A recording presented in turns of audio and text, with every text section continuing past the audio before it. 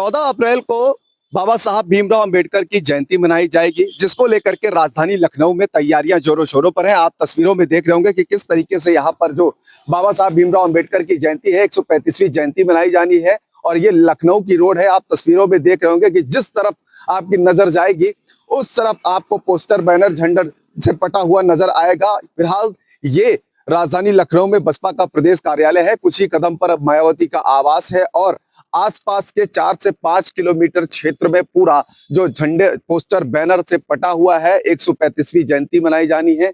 आपको बता दें कि ये जयंती इस तरीके से मनाई जानी है, उसका एक राजनीतिक संदेश भी है।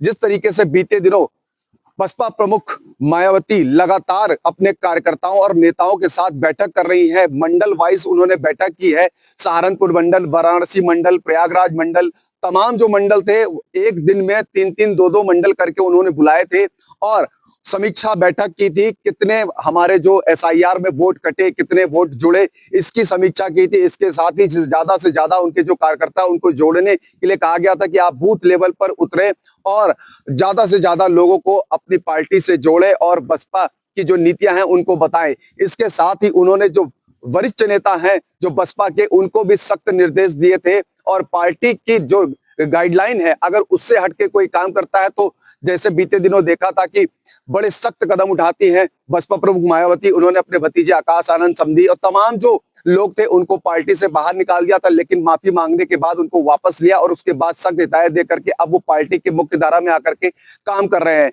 तो एक तो ये निर्णय उनका है और दूसरा साथ ही साथ 2027 विधानसभा चुनाव को लेकर के ये जो जयंती मनाई जा रही है, माना जा रहा है कि जिस तरीके से बीते दिनों सपा के जो राष्ट्रीय अध्यक्ष है अखिलेश यादव, उन्होंने दादरी से अपनी 2027 विधानसभा चुनाव का जो बिगुल पूछा है, एक तरह के शक्ति प्रदर्शन है, ताकत दिखाई है। तो माना जा रहा है कि जो बसपा प्रमुख है मायावती, वो इस रैली के माध्यम, इस जयंती के माध्यम से अपना शक्ति प्रदर्शन दिखाएंगे और ज्यादा से ज्यादा लोग राजधानी लखनऊ में पहुंचेंगे और इसके साथ ही यहीं से वो अपने एक कड़ा संदेश देने का जो कोशिश करेंगी और बताएं। और साथ ही साथ अपने नेताओं को उन्होंने ये भी सख्त निर्देश दिए हैं कि आप आने वाले 2027 विधानसभा चुनाव को लेकर के ध्यान में रखें कि जो अपना काडर वोट है वो तो आप ध्यान लेके साथ चलेंगे ही चलेंगे, इसके साथ ही आप अन्य लोगों को भी जोड़ेंगे जो पार्टी से जुड़ना चाहते हैं।